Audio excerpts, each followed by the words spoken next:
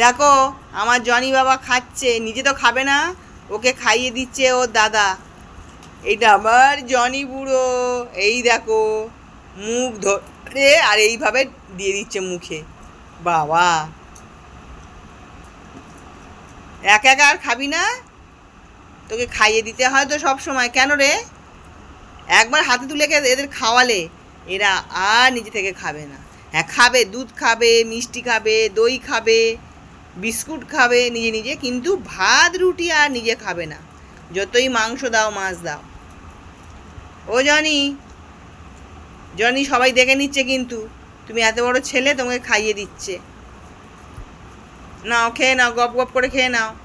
ভাতের মধ্যে কি দেয়া আছে? মাছ দেয়া আছে? তোকে তো দিদুন তো সেদিনকে দুটো পেটির মাছ দিয়েছিল,